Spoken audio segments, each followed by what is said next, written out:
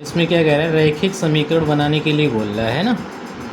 एक पिता अपने पुत्र से कहता है, क्या कहता है कि मेरी उम्र तुम्हारी उम्र के 3 गुने से 5 वर्ष अधिक है।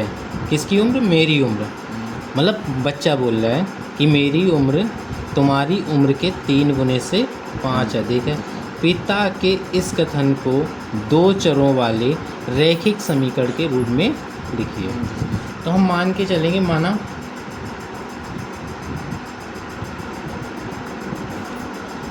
पुत्र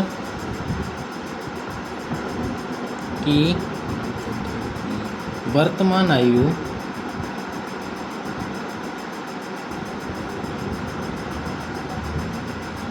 बराबर x वर्ष है तथा पिता की वर्तमान आयु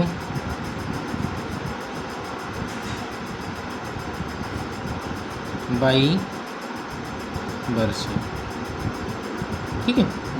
अब सवाल को थ्योरी को समझेंगे। मतलब मेरी उम्र तुम्हारी उम्र के 3 गुने से, मेरी उम्र तुम्हारी उम्र के 3 गुने से 5 वर्ष अधिक है।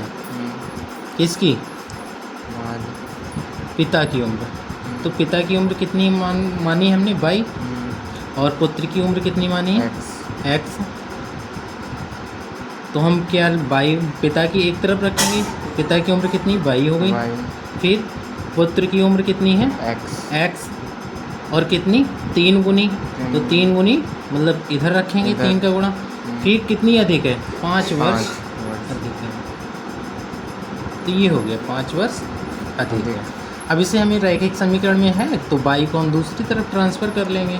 तो हमारे पास इस तरीके से एक समीकरण प्राप्त होगा कि 3x, y को उधर ले जाएंगे तो माइनस का y हो गया, प्लस 5 बराबर 0। ये हमें एक रैखिक समीकरण के रूप में प्राप्त हुआ है। ठीक है। इसमें कह रहा है कि मोहन एक पुस्तक विक्रेता को 50 रुपये देकर कहता है कि सभी रुपयों की पेन तथा पेंसिल दे दो। ठीक है। पुस्तक विक्रेता उससे कहता है कि 50 रुपये में 3 पेन तथा 4 पेंसिल आ सकते हैं। ठीक है। पेन की कीमत को x तथा पेंसिल की कीमत को y मानते हुए विक्रेता के कथन को 2 चरों वाले रैखिक समीकरण के रूप में व्यक्त कीजिए। तो हम इसे डायरेक्ट लगाएंगे। x y इन्होंने पहले ही मान रखा है। पेन की कीमत को क्या मान रखा है? x। और y की कीमत को क्या मान रखा है? y मान रखा है।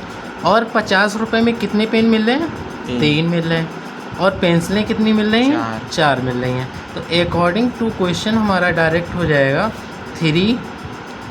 ठीक है। पेन कितने हैं? 3। और पेन की एक पेन की कीमत कितनी है? x। तो ये हो जाएगा 3x प्लस पेंसिल कितनी है? 4। तो 4y। और कितने रुपए में आती हैं? 50। तो ये हमारा रैखिक समीकरण के रूप में हो गया, रैखिक समीकरण। अच्छा, रैखिक समीकरण कहते किसे? इसे भी हमें समझना चाहिए। रैखिक समीकरण क्या होता है? ऐसा समीकरण जिसमें x अथवा y की पावर कितनी हो? 1 हो। कितनी हो? 1 हो। तो उसे हम क्या बोलते हैं?